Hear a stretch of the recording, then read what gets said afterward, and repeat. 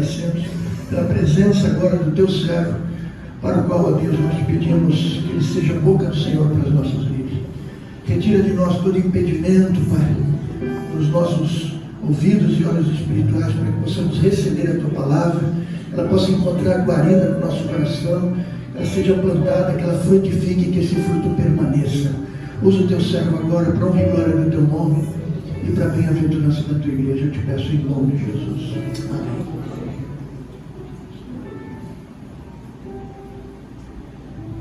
Meus amados irmãos e amigos, muito bom dia a todos vocês, que Deus abençoe, a paz do Senhor Jesus. Por favor, tenham a bondade de sentar-se.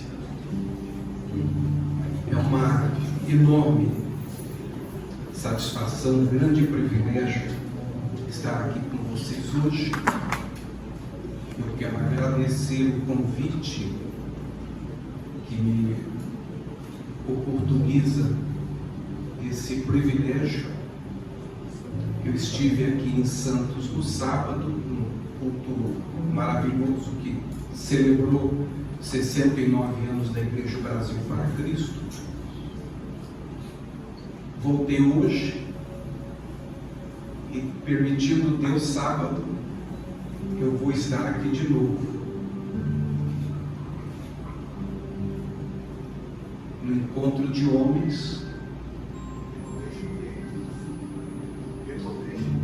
Renovation Day, a conferência de homens, com o pastor Antônio Carlos. Tem sido maravilhoso estar com vocês, estar entre amigos. Quero louvar a Deus pela vida dos irmãos, por esse maravilhoso conselho de pastores que segue fortalecido. Quero, pastor Sérgio, agradecê-lo em seu nome, toda a diretoria, louvar a Deus pela vida de vocês, pelo trabalho de vocês, agradecer a hospitalidade, a generosidade com que o pastor Natalino nos recebe aqui mais uma vez.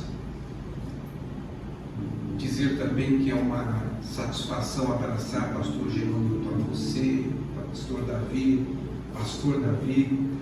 líderes da Igreja Brasil para Cristo aqui na Baixada Santista. Também uma alegria muito grande abraçar o Libório, meu querido amigo e companheiro de muitas lutas. Eu tenho, antes de abrir a Bíblia com vocês, dois rápidos comentários. Primeiro, em relação ao dia 5, eu fiquei muito animado e muito feliz com o trabalho que vocês vão fazer. Shelby é o meu amor, é um homem de Deus que tem feito um bem enorme à igreja no Brasil ao longo desses anos todos, trabalhando especialmente voltado para a proteção das crianças, a proteção dos adolescentes.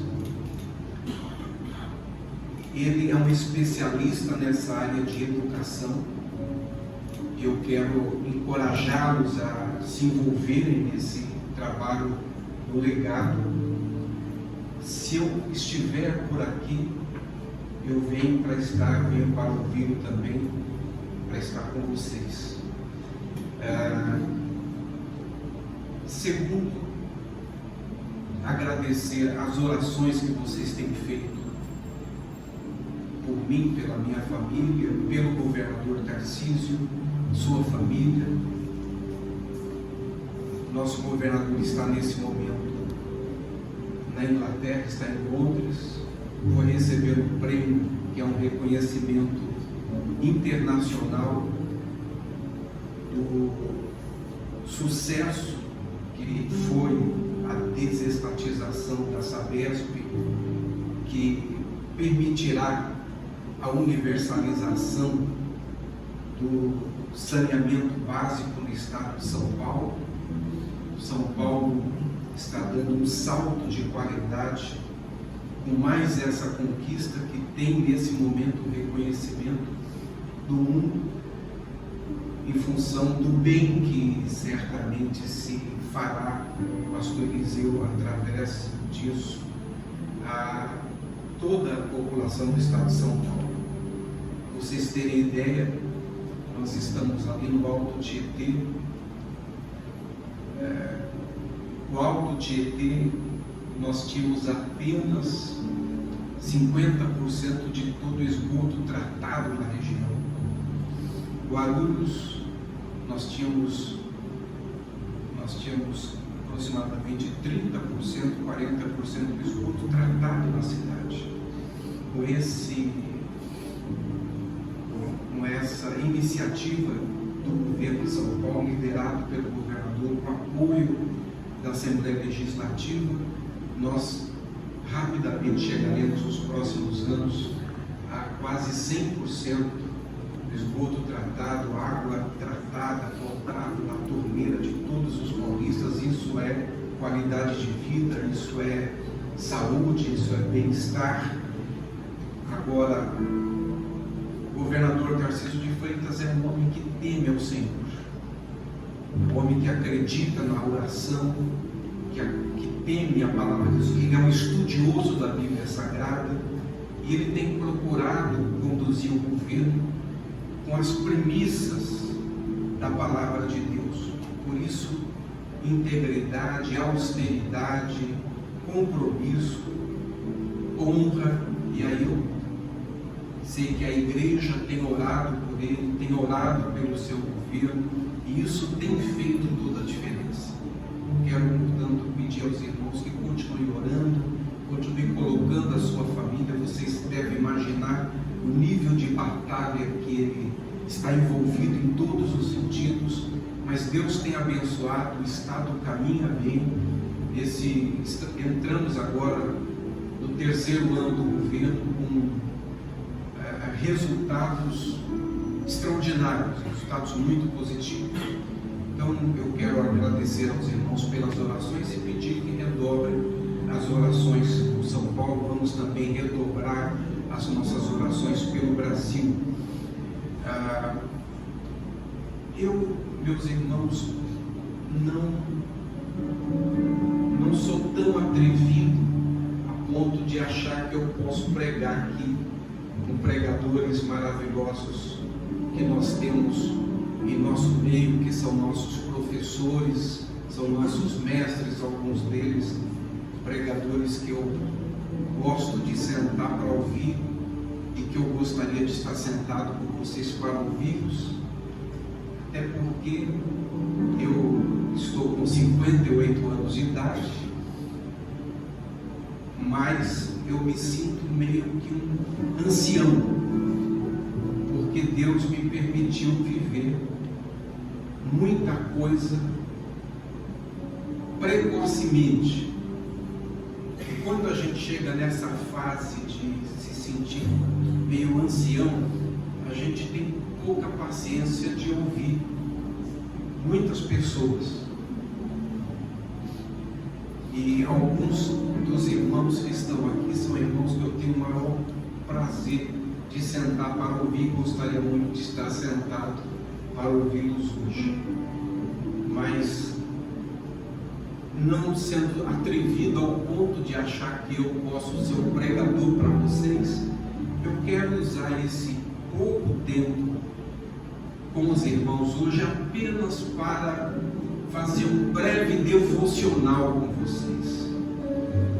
Então eu quero convidá-los a abrirmos as nossas Bíblias no livro do Êxodo, no capítulo de número 33.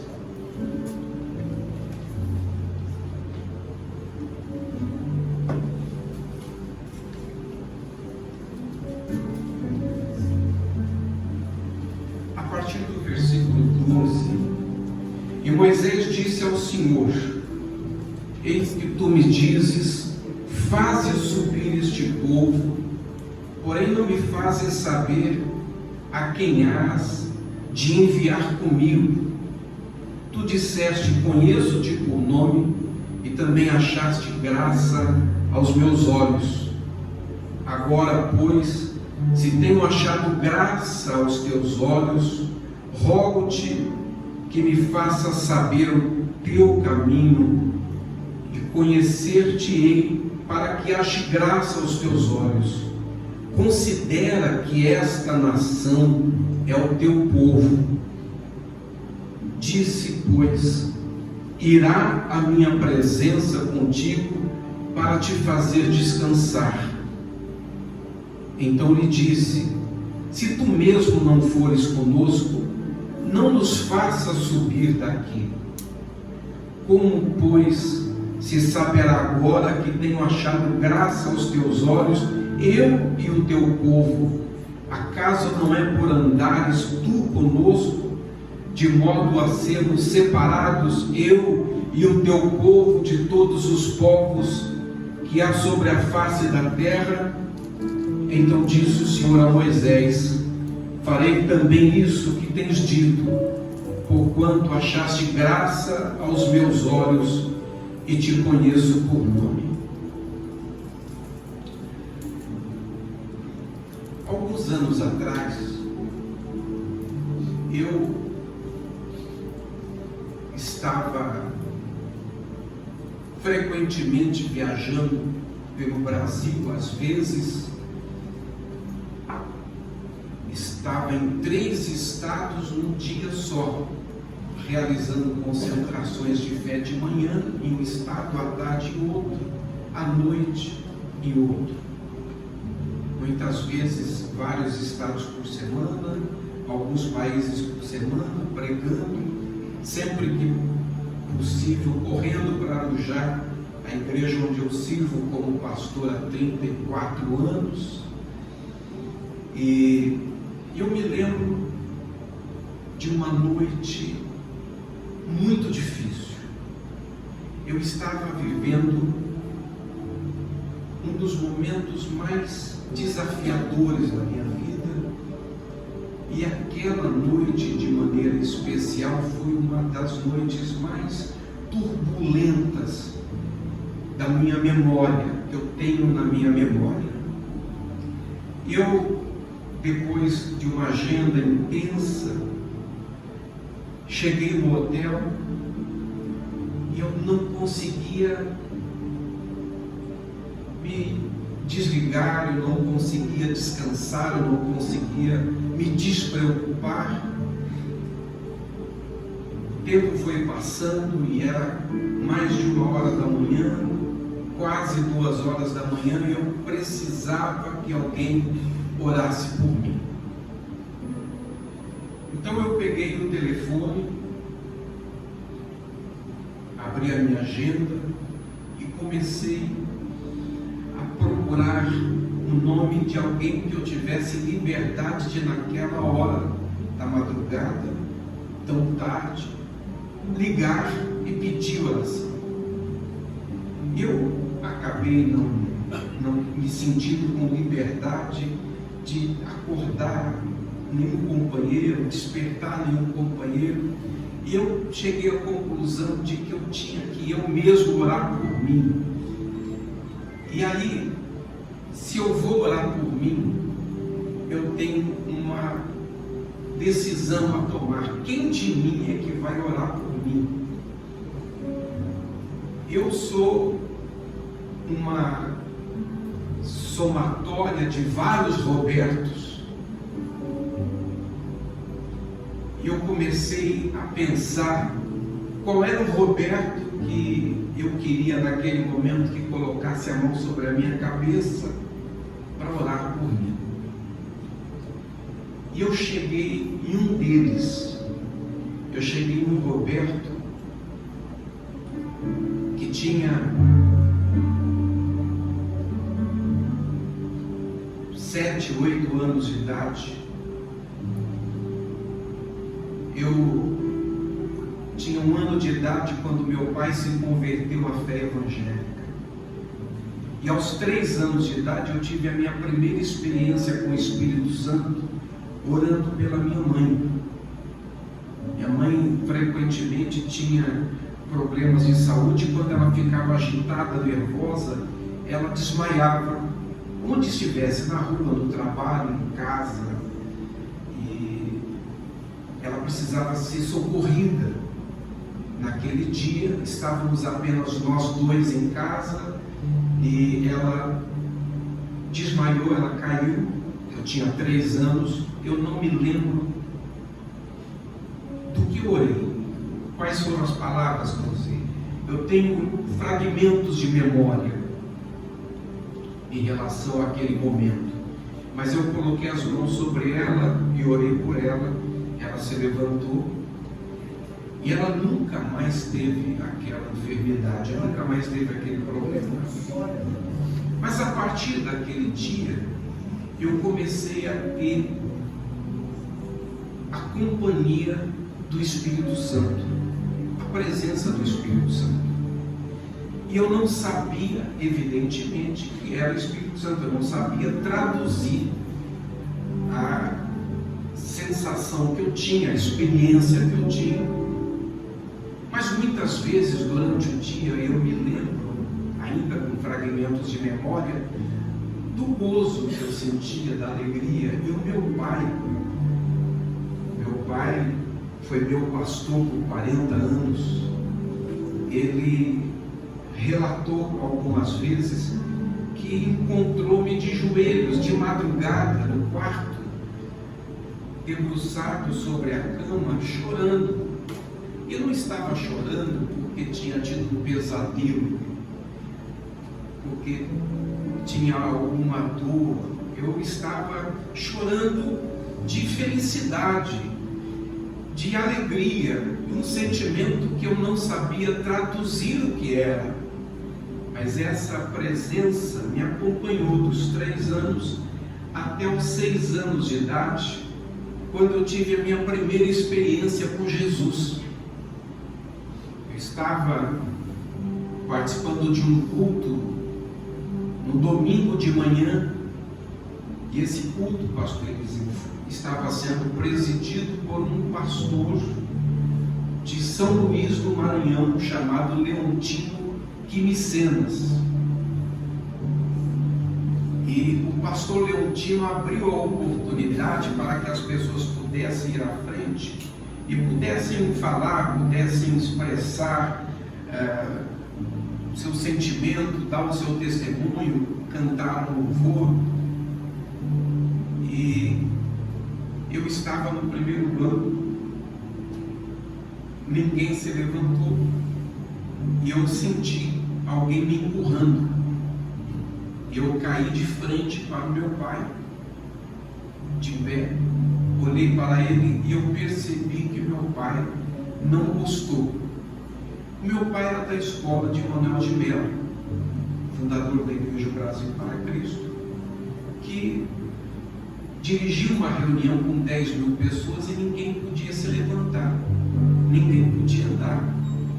Porque se qualquer pessoa andasse sem a presença de um obreiro, ele parava imediatamente o culto. E ele era duro com aquela pessoa. Meu pai não permitia que seus filhos andassem na igreja. O filho que andasse na igreja apanhava em casa. E quando ele e a minha mãe se casaram, minha mãe era viúva, tinha 5 filhos. Ele tinha 2. Então eles começaram a vida com 7 e tiveram mais 5 filhos. Eu sou o primogênito do casamento deles.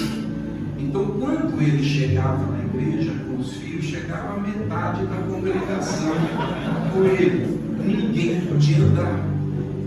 Se andasse, tinha problema em casa. Quando eu caí de pé diante do meu pai, eu percebi que eu estava com problemas.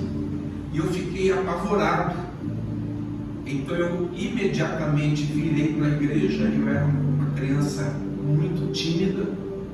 Virei para a igreja e disse: saúde os irmãos com a paz do Senhor.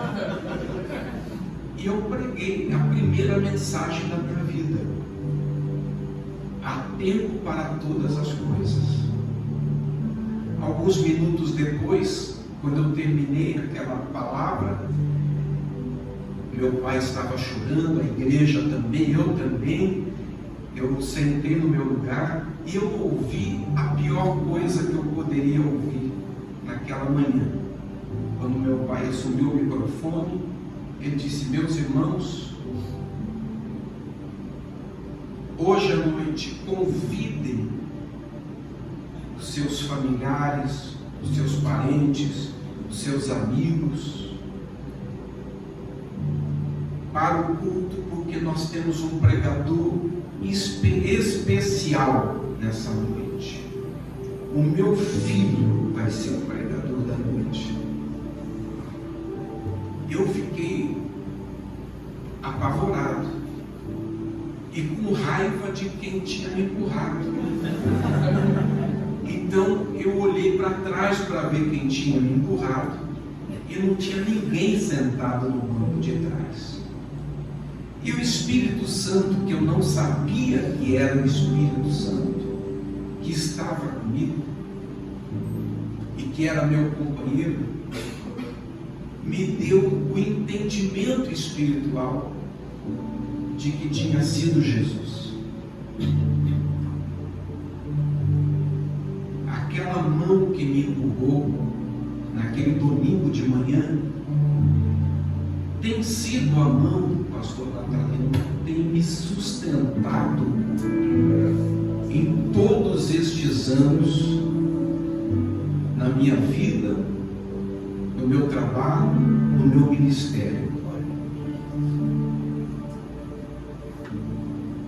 A partir dessa experiência com Jesus,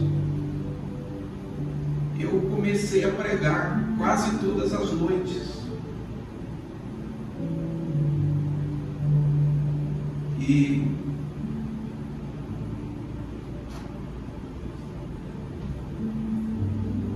quando eu chegava na igreja, ia pregar, eu dobrava os joelhos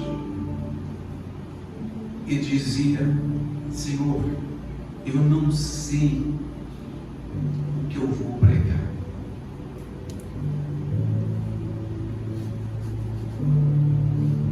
Me dá a palavra, me dá a direção.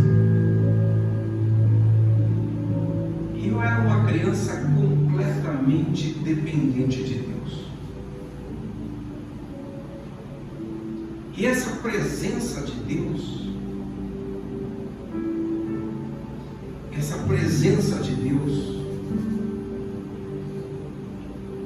não ficava restrita ao ambiente do culto. Ela se desenvolvia, ela me envolvia durante o dia. Meu pai, com a sua sabedoria sertaneja, para que eu não me monstrificasse, ele me dava o microfone à noite e me dava o balde e a vassoura para que eu fizesse a limpeza da igreja, a zeladoria da igreja durante o dia. Então eu ia para a escola, eu acordava de manhã com a minha mãe fazendo aquele café com leite, aquela farofa de ovos, e trocava, tomava o café, ia para a escola, voltava, almoçava, fazia os deveres, ia para a igreja para fazer o meu dever na igreja, de manter a igreja limpa, aquele vermelhão. Já é difícil ver vermelhão. Eu tinha que limpar, eu tinha que encerar. Então eu tinha um saco de estopa, eu encerava e dava o brilho para os joelhos. E só voltava para casa depois que a igreja estava toda arrumada, toda organizada. Mas ali, aqueles momentos de cuidar da igreja, de cuidar do templo, foram os momentos mais especiais que eu tive de crescimento, de comunhão com o Senhor, relacionamento com o Senhor. E tudo era muito lindo. Eu nunca tive naquele momento dificuldade de crer totalmente em tudo que a Bíblia dizia. Então a Bíblia dizia que um dia um grande peixe engoliu um homem e o largou numa praia para ele pregar numa cidade que se converteu. Mas se a Bíblia dissesse o contrário, que tinha sido homem e tivesse engolido um grande peixe, eu também não tinha dificuldade nenhuma. Havia no coração daquela criança um primeiro amor, um ardor, uma sede de Deus, uma fome de Deus tão extraordinária, uma pureza tão grande. E à medida que o tempo vai passando, a gente, como que um caminhão que transporta uma carga, que deixa alguma coisa caindo em uma curva da estrada, uma parte que cai quando passa por uma lombada, por um buraco. A gente vai ao longo da vida sendo marcado e marcando. A gente vai sendo ferido e ferindo, e é muito natural que a gente vai perdendo algumas coisas da gente pelas curvas do caminho, as curvas da estrada. E quando Deus nos chama, concedendo-nos este privilégio elevadíssimo de servi-lo através de pessoas, servi-lo através da igreja, quando Ele compartilha conosco o ministério de Jesus,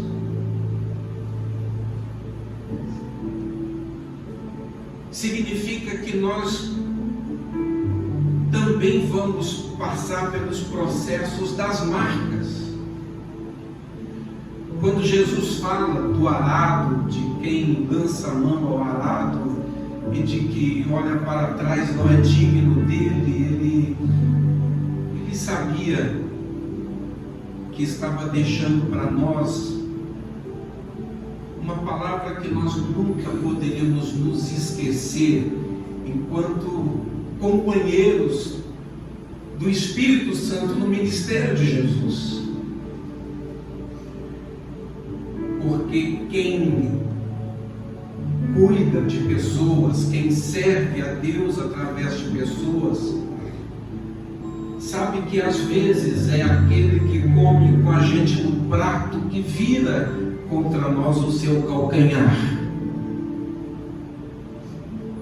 Já aprendeu certamente que o dia da beneficência é a véspera da ingratidão.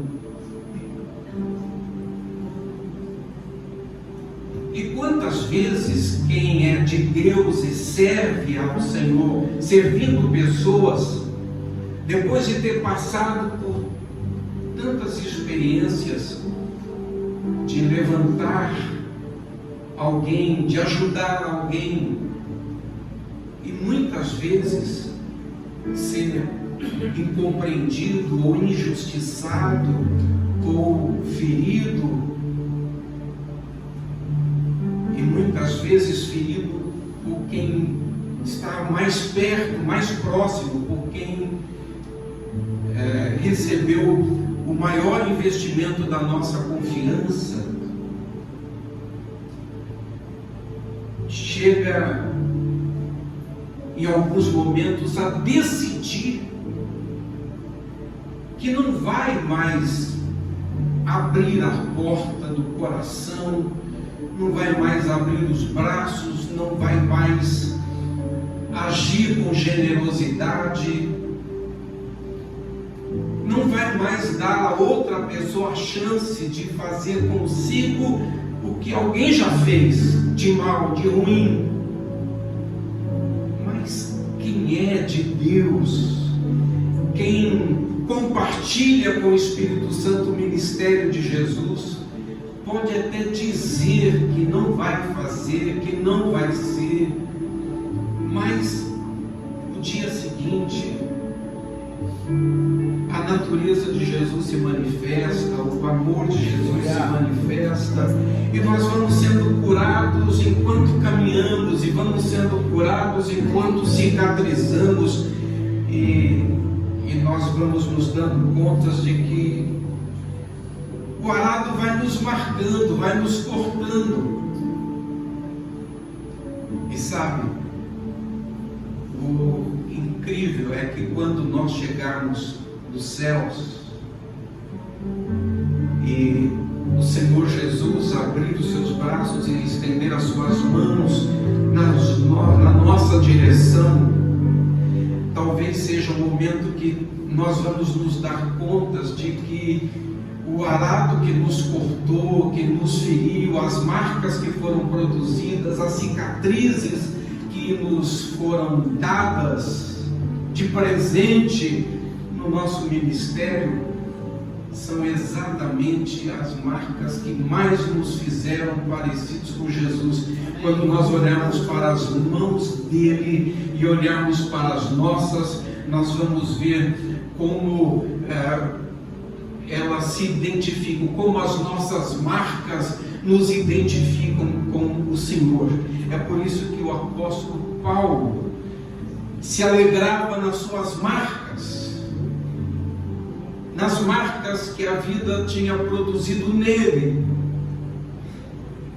porque ele sabia onde queria chegar.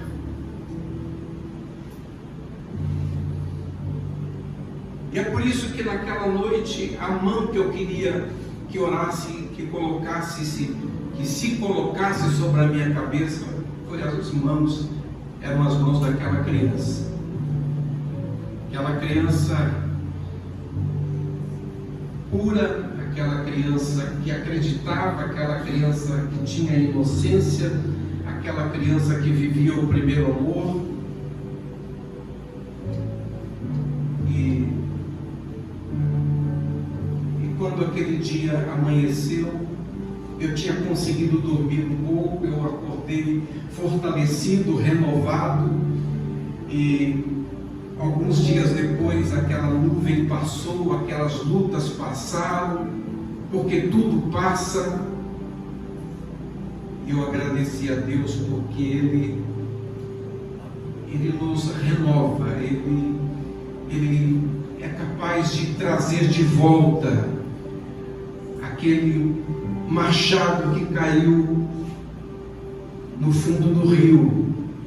Ele é capaz de trazer de volta aquela alegria, aquela inocência,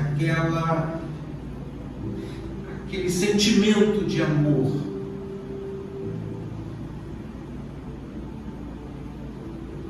E quando eu penso naquela criança, aquele Roberto, eu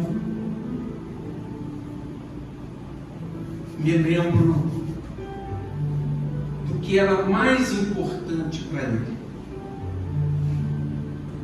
O que era mais importante para ele, que não era pastor, pregador, presidente de convenção, presidente do Conselho Nacional da Brasil para Cristo, não era nada disso. Era só um coração com fome de Deus. Era a presença de Deus. Era a presença do Senhor. Quando eu estava orando por essa reunião, sobre o que conversar com vocês hoje. Eu estava, pastor Sérgio, no meu coração pedindo a Deus que nessa manhã Ele nos desse a bênção, a grande bênção de nos lembrarmos do nosso começo, do nosso descobrir de Deus, das nossas descobertas do Senhor, do nosso primeiro amor. Que Ele nos desse a graça de nós nos lembrarmos dos primeiros passos, de quando nós não tínhamos experiência, quando nós não nos estribávamos na nossa própria segurança, mas nós dependíamos da sua presença. A igreja em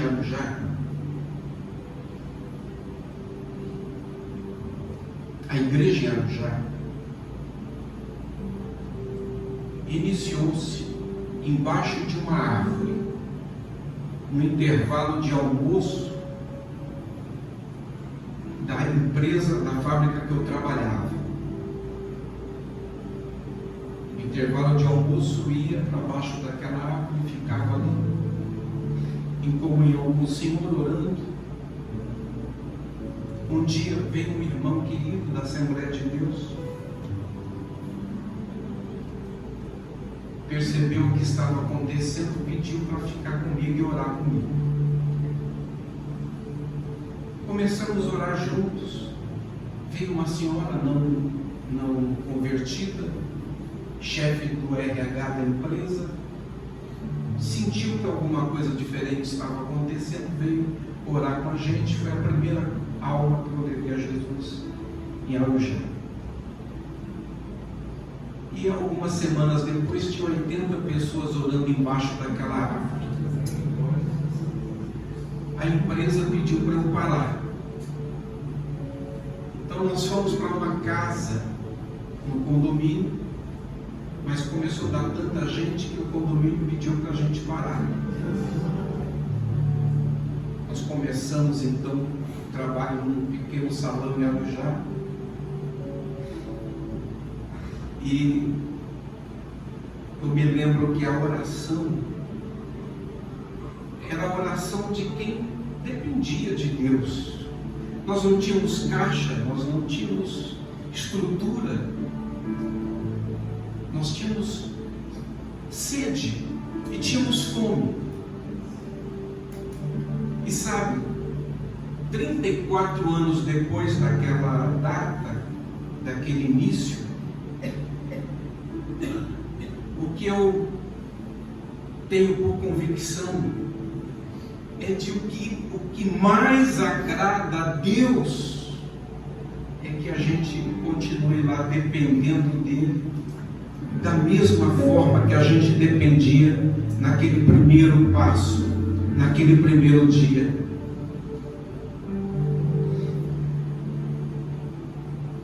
Moisés foi tomado por Deus no momento que Deus olhou para o povo e viu que as pessoas iam para a guerra e olhavam para a montanha, enquanto Moisés estava com as suas mãos estendidas, eles se sentiam fortalecidos para lutar. Então Deus o recolheu, porque ele não queria ver o seu povo dependendo de alguém, dependendo de algo que não fosse da sua presença, não fosse dele. Eu olho para Elias e vejo Deus determinando que ele vá para o Querite, onde ele é alimentado, onde ele bebe água do rio, mas é um dia que parece que ele está tão acostumado com o corvo e tão acostumado com a água, que Deus fecha a torneira do rio e Deus impede que o corvo venha trazer a comida, e diz para Elias que tinha preparado uma viúva para sustentá-lo. E quando ele chega à casa dessa viúva, é uma viúva que tem muitas necessidades e que vai fazer a sua última refeição e morrer. Eu vejo que Deus, antes de levar Elias, de promover Elias, primeiro ele devolve Elias para o meio do caminho. E o meio do caminho é onde nós dependemos de Deus, é onde Deus quer que nós estejamos. Eu vejo que Deus conversa com Moisés e diz: eu vou dar um anjo, vou te dar vitória sobre os teus inimigos, vou te dar prosperidade, mas a minha presença não vai com você. E Moisés diz: Senhor, se a tua presença não for conosco, não nos faça subir deste lugar, não nos faça sair deste lugar. Deus, que se agrada dessa dependência de Moisés, diz: a minha presença vai com você para te dar descanso. A Bíblia diz que Deus trabalhou 6 dias e descansou no 7º dia. No 6º dia Deus fez o homem. O 7º dia, portanto, o primeiro dia do homem na terra, foi o dia de descanso. Há um lugar de descanso em Deus para nós, relacionado à bênção da sua presença. E aí, queridos, eu me alegro com toda a prosperidade que Deus tem dado a todos vocês, ao grande crescimento da obra de Deus aqui em toda a Baixada Santista. Eu me alegro com aquilo que Deus tem feito no ministério de vocês. Eu tenho certeza que nesses próximos anos nós vamos ver multiplicada a prosperidade, multiplicado o crescimento. Eu acredito que nós veremos um grande crescimento das nossas igrejas, um grande despertamento espiritual do nosso povo. Eu acredito que Deus vai entregar coisas tremendas nas mãos de vocês. E eu sinto um grande mover de Deus aqui nessa região, aqui na Baixada Santista. Agora, mais do que qualquer outra conquista, a maior conquista que eu desejo aos meus amados irmãos, e aí eu quero finalizar a minha palavra, a minha breve meditação com vocês nesta manhã, é que a gente volte para o meio do caminho, para essa posição de dependência de Deus, essa posição de confiança na direção de Deus, na revelação de Deus, na condução de Deus e na capacidade de Deus de continuar cuidando da nossa vida, continuar cuidando dos nossos sentimentos, continuar cuidando do nosso coração, continuar cuidando da nossa família, continuar cuidando do nosso ministério e continuar cuidando da nossa alma, assim como foi no primeiro dia. Que o Senhor Deus nos abençoe com a sua presença hoje, como no primeiro dia. Que nós continuemos desejando a presença de Deus hoje, como desejamos no primeiro dia. Que ela seja tão fundamental para a gente hoje, quanto foi no primeiro dia. E que nós não cheguemos àquele estágio que Moisés usa o véu, para que as pessoas não percebessem que a glória já não estava refletida no seu rosto, mas que a gente volte a ter aquela fome, aquela sede da presença de Deus como no primeiro dia, porque no final de tudo, no final das contas, depois que a gente fez de tudo, fez tudo, é isso que conta, é isso que importa, é a gente poder olhar para Ele face a face, olho no olho, e ouvir dele: servo bom e fiel. Deus abençoe vocês, eu amo vocês em Jesus, que a presença do Senhor continue com os irmãos.